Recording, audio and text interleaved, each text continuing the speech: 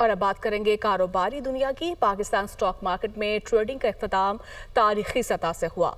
100 index 1029 point से बढ़कर 1,64,522 points की हद तक ट्रेड हुआ।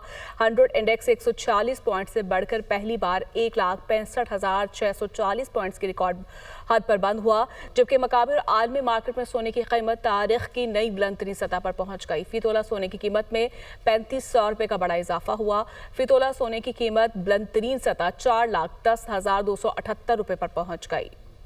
पाकिस्तान स्टॉक मार्केट में ट्रेडिंग का इख्तिताम तारीखी सतह से हुआ।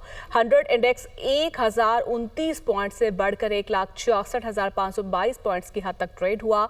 100 इंडेक्स 140 पॉइंट से बढ़कर पहली बार 1,65,640 पॉइंट्स की रिकॉर्ड हद पर बंद हुआ, जबकि मकामी और आलमी मार्केट में सोने की कीमत तारीख की नई बुलंद तरीन सतह पर पहुंच गई। फी तोला सोने की कीमत में 3500 रुपये का बड़ा इजाफा हुआ। फी तोला सोने की कीमत बुलंद तरीन सतह 4,10,278 रुपये पर पहुंच गई।